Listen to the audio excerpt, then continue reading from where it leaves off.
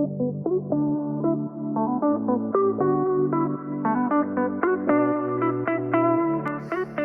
everybody, Jobn from the Time Pals here. Just wanted to give a shout out to my partners over at Legendary Supplements and the Legendary Legion.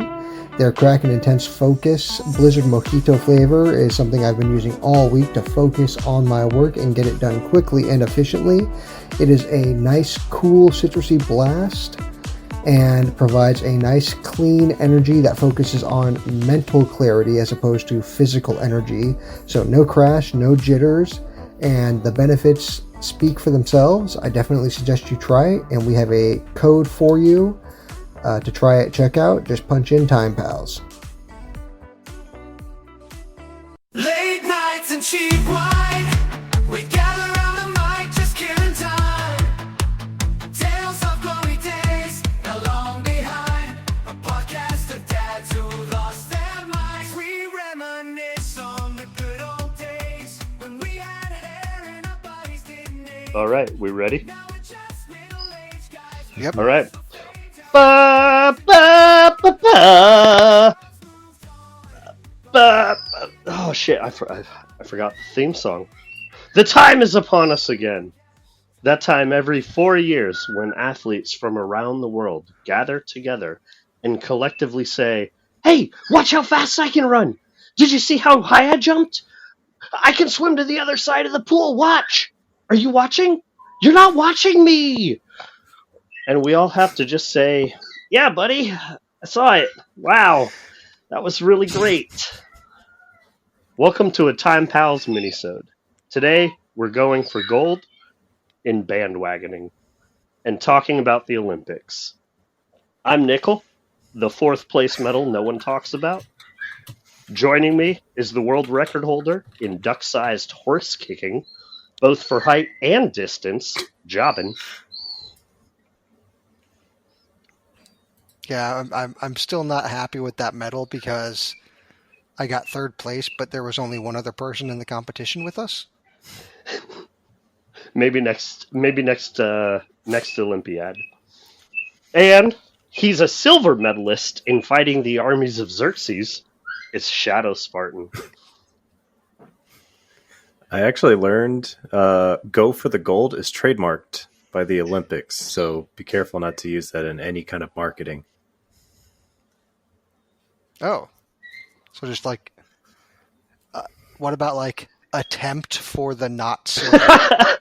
Yeah, as long as just they've trademarked just that phrase, go for the gold.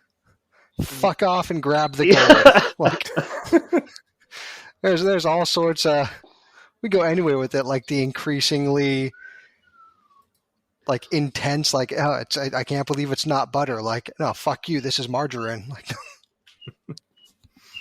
All right. Should I change it? We're trying not to suck. Does that work? I'm trying not to suck Does for that my work? whole life. No, I think. Wait, people did we say it. go for the gold at some point? Going. I said going. No, going. you added the Okay. ing. That, all right. that, So let's let's hope. see. Oh God. They also trademarked all of the tenses for it too. Going for the gold, gone for the gold. Goodness. We're gonna be You in got me trouble. worried now. Oh my God, they're gonna come after us, man. Nah, because That's fine. I actually heard Logan Paul's getting sued by the U.S. Olympics because he used the phrase "going for Oh! gold." Okay, okay. That's something that okay. benefits. No. That's something that benefits the world, though. So yes, good for you, Olympics. We are not. You, do you have a GoFundMe? I'll donate to your legal fees at this point. Like, fucking hell, I'm in. Well, here, let's do this. I'll say the phrase we're not supposed to say so that the Olympic Committee can sue us, and then we give them the money to sue Logan Paul. More direct. Like our route to channel the money. our lawsuit funds their lawsuit against Logan Paul. All proceeds go to the lawsuit. Okay. Big To the question. fuck Logan Paul fund. Big question is, Do I need to say something else, or can I just, pass it on to Nah, Jobin? I think we're That's fine, okay. dude. I think we're You okay. don't think the I just Olympic Committee's going to come after us? Nah, I doubt it. I don't We're think not. so. We're not big enough just yet. No, Yeah, not Okay. yet. All right. Phew. Logan Paul's Whew. got money, so that's why they're Yeah. going after him. exactly. All right. Well, Jobin, why don't you take the first topic? Sure. So with every good opening as you provided to a podcast, with every Olympics, there is a wonderful opening, and it is almost impossible to look at all of these decades of Olympics and just say, hey, these are the best openings. So, or rather, the best parts of the openings. So I will say these are the best parts of the openings to me. And I'm going to start with one from this year just because it kind of blew my mind, but also the way that they did it was really awesome. I'm not sure if you guys saw the opening to the Olympics, but it was the Les Mis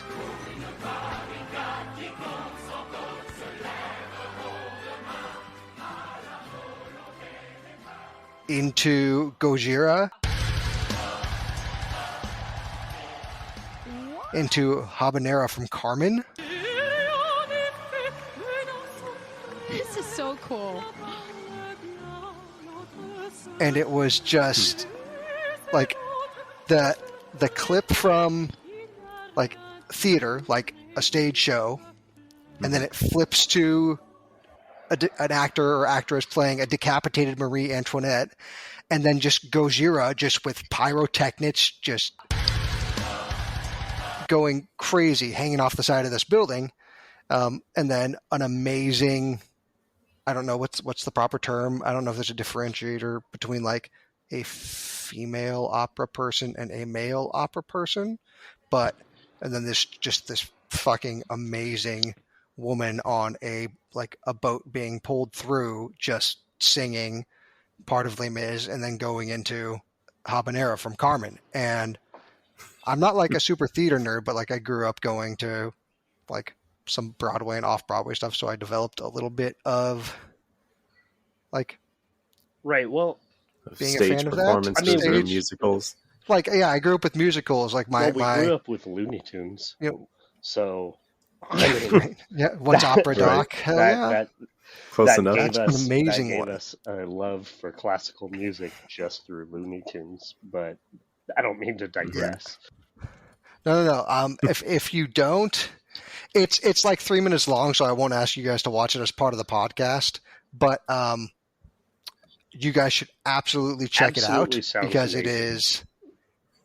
It really like it's the first like true like metal band that isn't like fucking Kiss or something. Oh, okay. So I in- saw some of the opening ceremonies, and I saw some of the metal band, and Yeah, that's Gojira. okay, and I saw like pictures of like I don't think I saw exactly the clip that you're talking about, the portion of the opening ceremonies that you're talking about. I mostly saw like the parade, the parade of boats Oh, okay. and stuff. But yes, that does sound amazing. It really is. It was a cool change, and then they did it in a way where it wasn't just, I don't know, it fit in really well with all of the pomp and circumstance of the fucking opening of the Olympics. Like it just kind of slid right in. Gave Right. And banana the tail piped them, and then just kept going. Carmen is definitely one of my more favorite like operas. I've never seen it, but Oh yeah, it's some of my favorite music from an opera. absolutely. It's beautiful music. And then I think the kind of the opposite, because I picked two opening items just because, again, I wanted to talk about openings. It's the London 2012 Olympics, which there was two parts that I loved, was the pretending that the Queen was parachuting out of a helicopter. So I don't know if you guys saw Nope, that one, but missed then that one too. But I'm gonna watch you that. missed that. Oh yeah, there was somebody in, and then the Mr. Bean playing as part of the opening orchestra for it, and it's one of those things that only and I don't think it's necessarily Mr. Bean so much as it is Rowan Atkinson just being kind of Mr. Bean adjacent. But like it's something that only he could do as perfectly as he did, with just, no dialogue. It's just a whole orchestra playing around him, and the camera keeps kind of zooming in and zooming out on him, and it's all body language and facial expression. Right. And it was just a fucking hilarious surprise, and it's still in my top Olympic moments. Okay. Yeah. I would definitely say to take a look at that too. I mean, realistically, like the entire London opening was pretty awesome, and it was pretty good. It was just good music. They did some fun stuff with it. I mean, I won't say that it was the best opening, but like it was solid. It was solid. I mean, some people would say the 96 Atlanta Olympics was explosive. Bad joke. Sorry. Do you want me to keep going through all of my stuff? Or do we want to like pass back and forth? Shoot. I mean, we're only at what, 10:30? Yeah. Keep going. Okay, if you want. All right. So then the other things that I have are just a couple of fun moments. Actually, two of them are more funny moments from the openings. Two of them are events, and then one of them is an actual closer moment for the Olympics. So I'll do the other two kind of funnier opening moments. I don't know if you guys have seen any clips from I believe it was the Olympics in Seoul in 1988. Well, if you haven't, so for part of it, there was a lot of doves, and I think I heard this one. Yeah, many of these doves were sitting on the yet to be lit Olympic torch. Oh, I heard about this one. Yeah. And so they're sitting there, and it's like a slow lift with the people with their individual torches up to the top of the big one so that they can reach over and light it. And you see a couple of birds flying away, but there's like, I don't know, like a solid 12 to 15 birds that just think this is a giant bird bath. And then those torches, do they know? Those torches hit, and woof. No and, way. Yeah, it's some roast doves at the Seoul 1988 Olympics. Oh my god! Oh man, that's like Randy Johnson. Yeah, Randy Johnson hitting that bird in the preseason. An amazing freak accident that lives in history, even with people who aren't like super into baseball or anything like that. Like, I've talked to people who are just like, oh yeah, I remember when that dude hit the bird when he was pitching. Yep. That's crazy, because I've never heard of that. Yeah, it's not like it was like a big scandal. I mean, I'm sure PETA was pissed off, but also like if you fart on a grapevine, PETA is pissed off. No, but I've never heard of that, and like that's crazy. I'll if you Google it, you'll find it. Yeah. But I can also send you a video. It's I don't know. I wonder if the people who were lighting the torch, because it's the big torch is kind of at face level, a little higher than face level rather. Like the lip of the torch is probably, I don't know, 6 to 8 inches above their heads, and then they reach over there with their hands, with their little handheld torches. I wonder if any of them had any idea that happened until they got down and someone was like, dude, you just roasted like 15 doves. I'm sure they could smell the barbecue. I'm sure they could too. I wonder. Well, no, I won't get too dark on it. I was going to say, like, do birds scream? I don't know. It would have been worse if they tried flying. You just see these flaming birds everywhere. Oh that God, would have been just like flying out heartbreaking to watch. just into the parade. Oh no. Oh man. We ready to move on to Dom? Yeah, if you guys want to, and I can do. ShadoSpartan. I want to save the one I have from the closing of the Olympics, like an Olympic closing show moment for the end, because I think, I don't know, it makes sense. Okay. Yeah, that's Yeah, fitting. it's worth a mention. Very fitting. It's worth a mention. Okay. Do you want me to just do like a couple of them or try to go through all of them? Just go into it, man. Okay. Just start and like check in after like 3 or 4 and we'll see where we're Okay. at. Well, I'll start off with the current Paris 2024. You guys hear about, you know, how the water is polluted, and at first swimmers couldn't be in it because, you know, there's too much poop in the water. E. coli, but yes. Technically E. coli. But yeah, essentially the same thing. But then I guess yesterday they said, hey, it's within levels. We can swim in it, which I would be very skeptical. And after, I guess, the first triathlon, there was Canada's Tyler Mislawchuk. I don't know how to say his last name. He stumbled through the finish line and then proceeded to vomit moments later. Now, it could have just been he was very tired after exerting his body to its limit, since the triathlon is a 10-kilometer run, 40-kilometer bike ride, and 1.5-kilometer swim. But I'm sure that polluted water wasn't helping his body. Some of that water got in his mouth. Yeah. Yeah. Just, I mean, I don't know. I try and keep my mouth shut when I swim, but, you know, we all know that. Yeah, it no, you know you got a bad plan when you're like, all right. oh, it rained. I mean, we can't. We can't have you guys in this river. Right. What do you think is worse though? Knowing that you're at a water park and it's like 500,000 parts per million of child pee to water? I would take or chlorinated that fucking water river? any day. Oh. Yeah. I would take chlorinated water. Oh, yeah, yeah. for sure. Yeah. Yeah, no, definitely. With what they were saying about the river sand, I would not. I wouldn't go swimming in that. I'll take water. Oh, no, sir.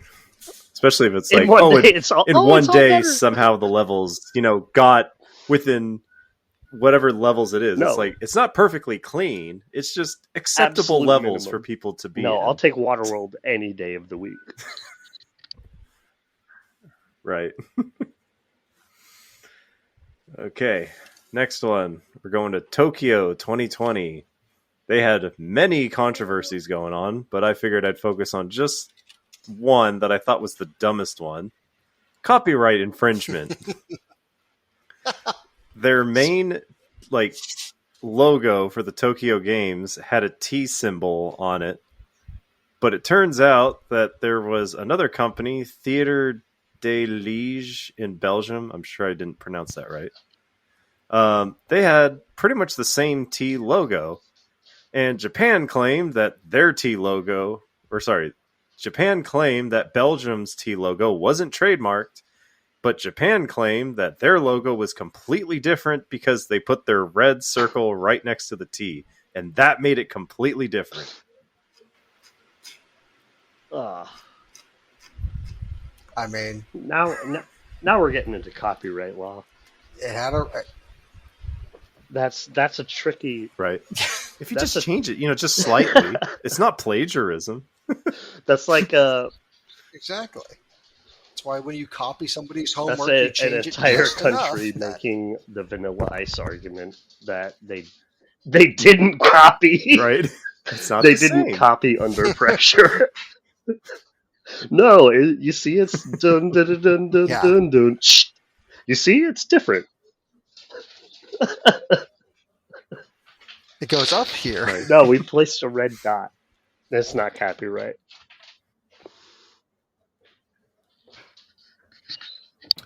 All right. Next one, we got Rio 2016. Because I'm a sadist, I have to mention French gymnast Samir, who broke his leg on the first day. It's really bad to watch, but it's one of those where they run at the jumping board, then they have to like touch the mat or something, then they do like a bunch of flips, and then they have to land. Well, when he landed, he snapped his leg, and it's one of those, the leg is just kind of flopping there, and it's almost like perpendicular with his leg. And it's unfortunate Mike is not here, because I was going to say, just like Sid Justice from WCW, Mike. And he would know exactly what I'm talking about. Oh, dude. I'm sure, do you guys I don't know that? about either of those videos, but Yes. I can tell you firsthand, not firsthand like I broke my leg, but seeing a broken leg video is like so visually traumatizing to me. Mm-hmm. And like sometimes I don't know how they make it through editing and stuff, but sometimes one will pop up on my feed, like TikTok, Facebook, whatever. It'll pop up and I'll be like, "Oh, what's this? Oh my god!" Right? Like, I didn't ask for this. I wanted to see cute pet videos. I mean, I remember when it happened to to Anderson Silva in the UFC when he did that leg kick, and you just see his leg wrap around the other guy's leg, and I was like, that doesn't seem normal. Like, it was, oh god.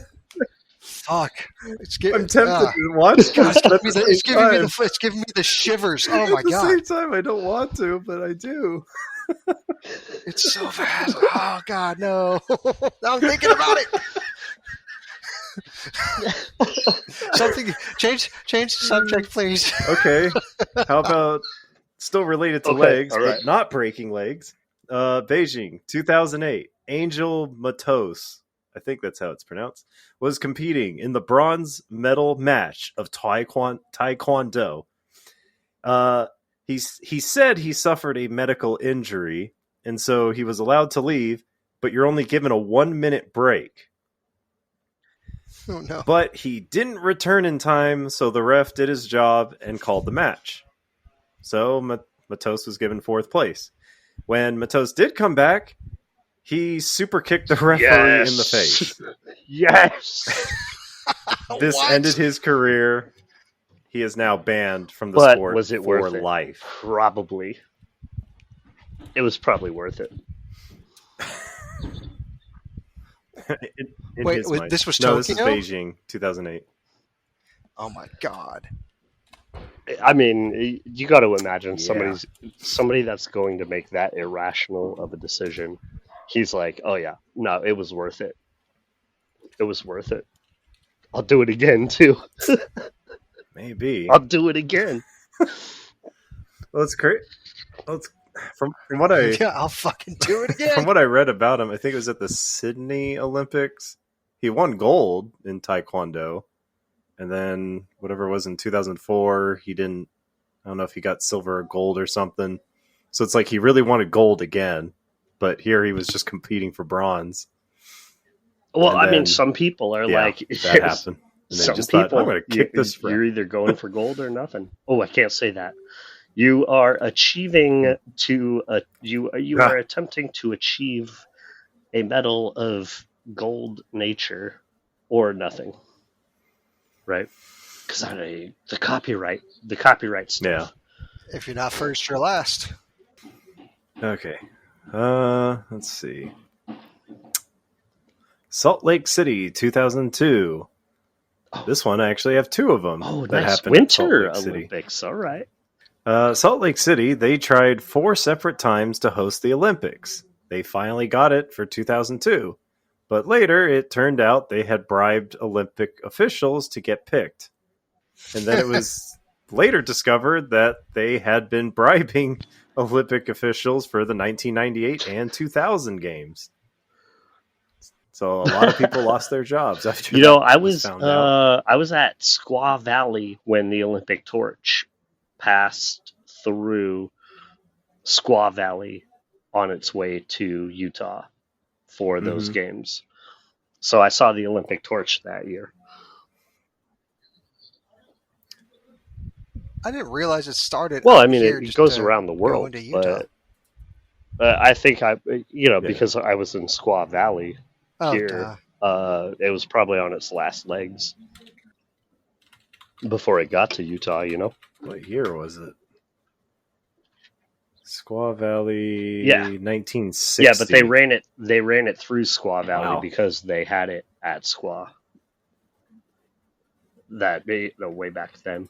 Oh yeah, because I went there for a Spartan race, and I saw the torch while I nice. was driving there. That's when I discovered, like, oh wow, the Olympics They were used here to be once. here. They were in LA a couple times for a few summer games. Mm-hmm. Yeah, they're coming in Did you guys? 28. Oh, nice. It's back in Salt Lake in 2034. Really? Yeah. Wow.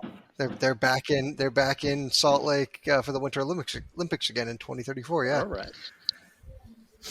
I wonder if we'll So, hear about any interesting. corruption scandals or bribery stories. Oh yeah. I think they Rich learned their people lesson, always probably. learn their lessons, right? And they never get corrupt again. Yeah. Duh. Well, I mean, not if they're murdered in jail. Goodness. All right, and then the second story was in figure skating. Russia won over Canada, which I never saw either one's routine. So, from what I heard, everyone was surprised by it because everyone mostly agreed Canada had the better performance. Questions about the judge's decision were quick. Attention went to one judge, Marie-Renée Gorgonay. I think Yeah, that's who how you say cares? it. It's supposed to be French.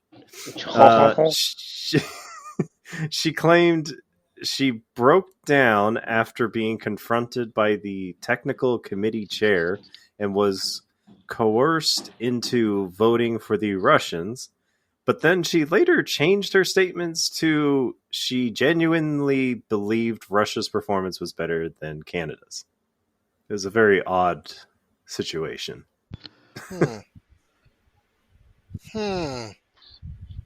Anytime Russians are Suspicious. involved, Yeah. it seems sketch.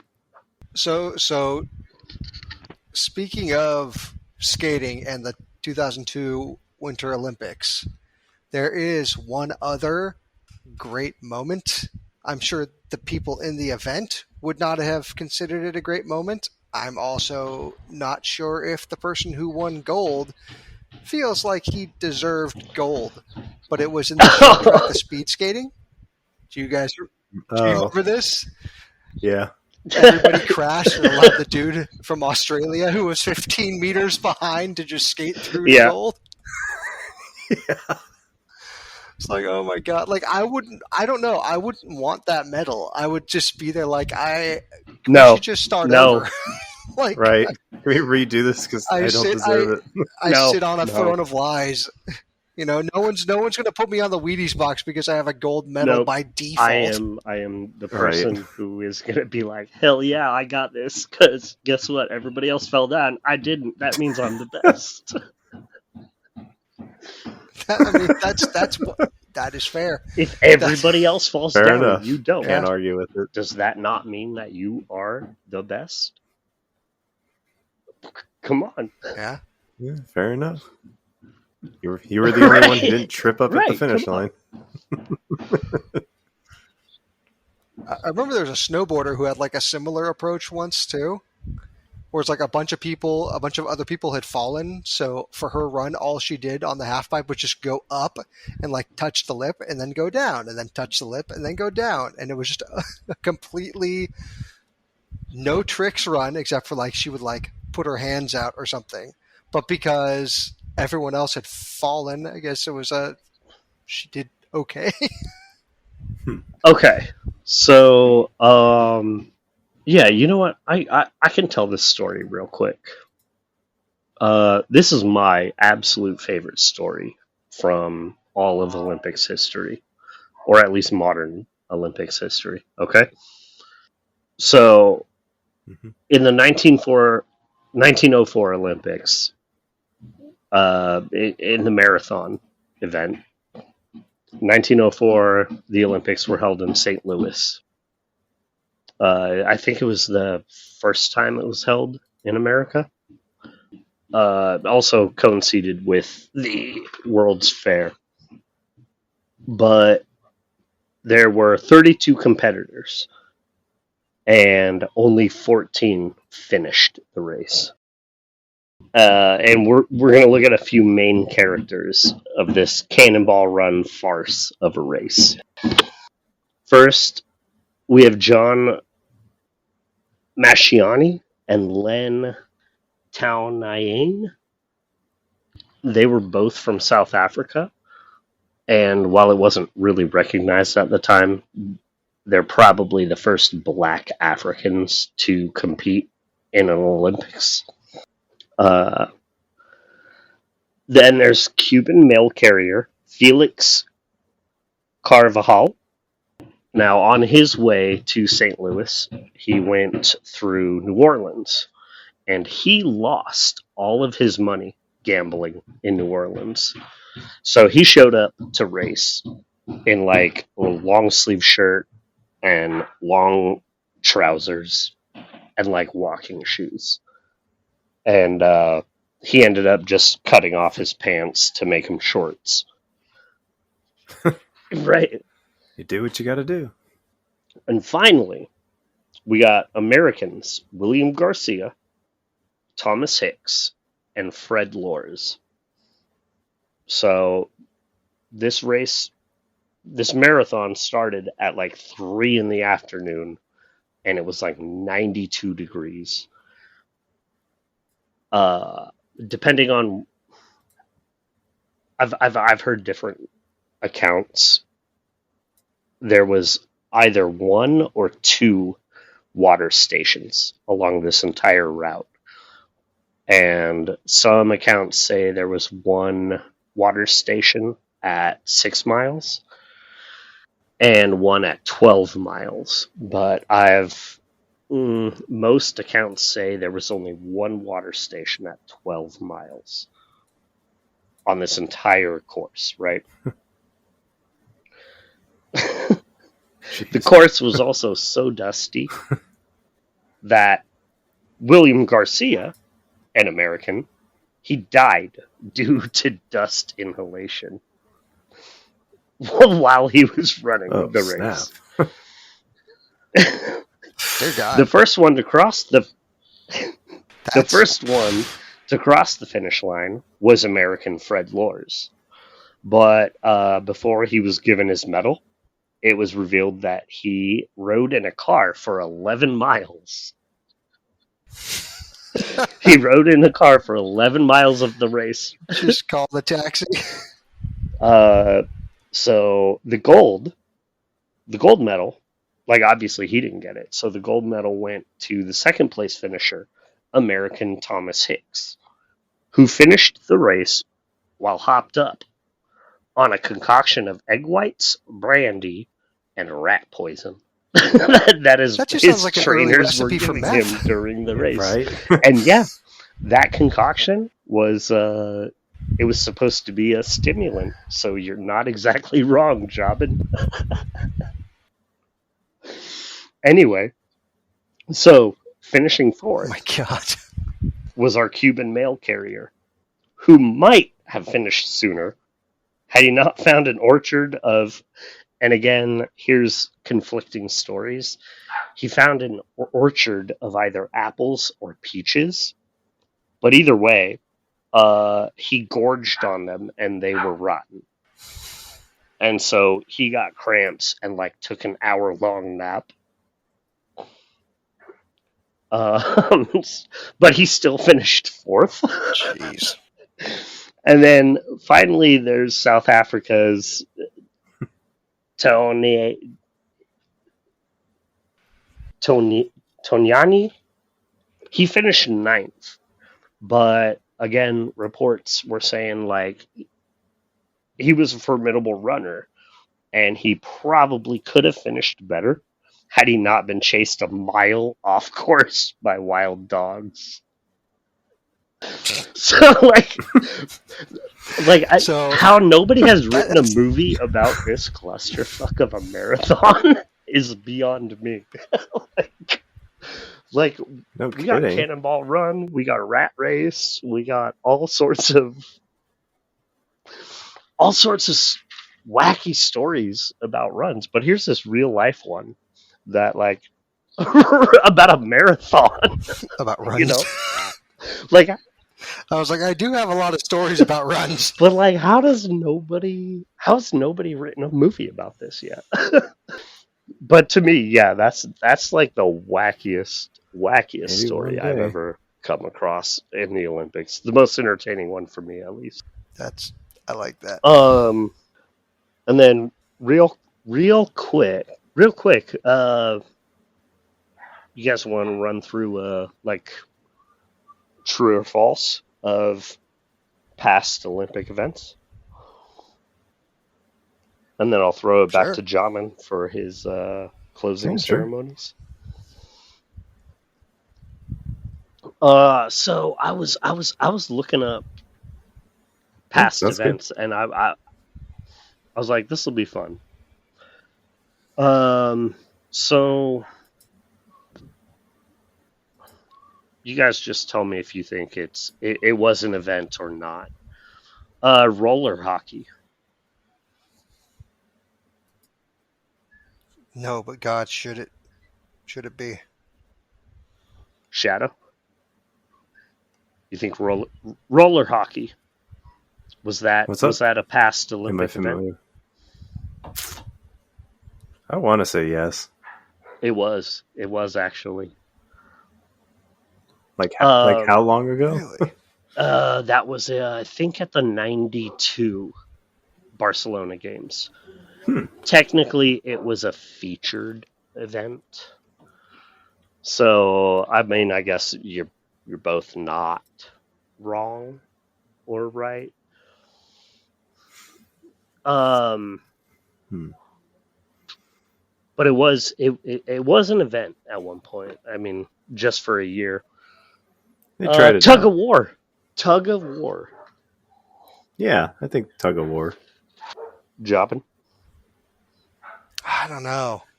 Yeah, it probably was. They did some weird shit in the 20s. It was for quite a few years, I think. It was like definitely in the early days of the modern Olympics.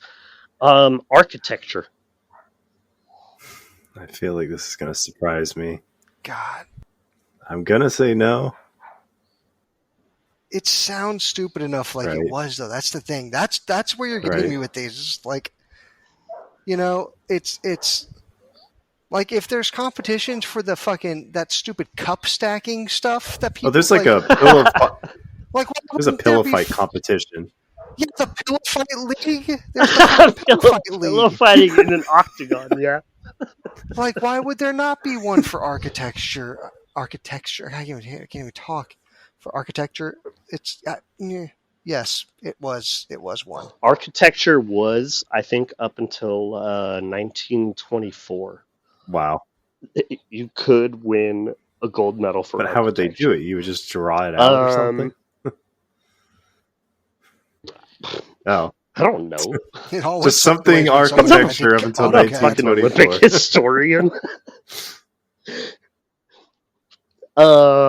Let's say taxidermy. God, I wish. No. I wish it was. And yeah, that dude from Alaska that made that video years ago. No, it's just Chuck Testa. So what's your final decision, Jobn? Yeah, no. Taxidermy wasn't, but it was. Now, okay, you can't. There is a taxidermy Olympics, but course there is. Taxidermy is not an official Olympic event. Okay. I bet you Chuck Testa won the fucking taxidermy Olympics. Hot air ballooning. Yeah, I bet it was. 100%.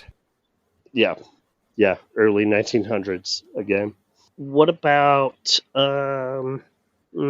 three-finger ball grabbing? Three-finger ball grabbing. There's a shocker Yeah, joke trying in to here picture somewhere. it. You guys are not wrong. It is a setup. Yeah, I was gonna say, like, I'm picturing like, two fingers tickling and three I grabbing don't the know balls. what you could do, but I'm going to say no. Okay. All right. I'll tell you.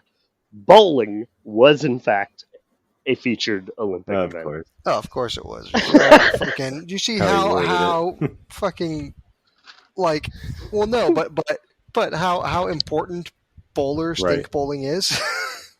Of course, it was an Olympic event. Yeah, I think what was it? I think it was the 1988 Olympics. They did bowling for 1 year. Okay. Yeah, that's it. Jobn, would you take us home with your closing ceremonies? Yes. So this closing ceremony is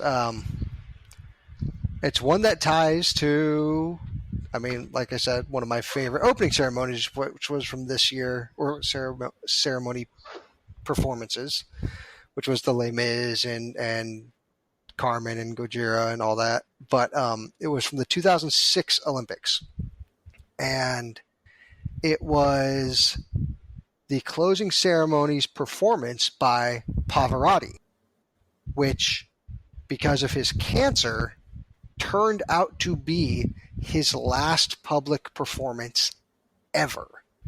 And he absolutely just killed it. And it was so great. And it was one of those weird things where it's like, well, I was 21 at the time, and I'm in that stage of just like, the only good music is fucking Metallica and punk rock and this and that. And I ate up every second of that performance. Quale mio mistero è chiuso in me, il nome mio nessun saprà, no, sulla tua bocca lo dirò, quando la luce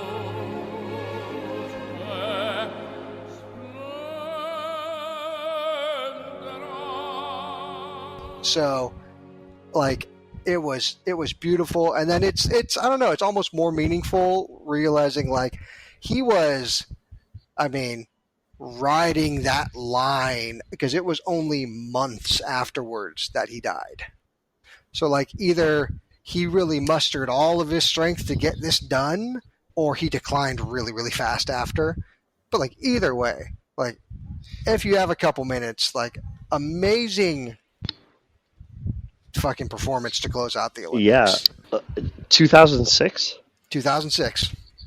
That would, was that winter? 2006? Yeah. Yes, Winter Games? 2006 was Yeah. Winter Games, yeah. Okay.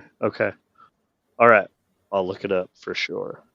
I appreciate your appreciation for classical music, by the way. Oh, thank you. Yeah. And I can definitely appreciate the emotion that the classical music can bring out in you.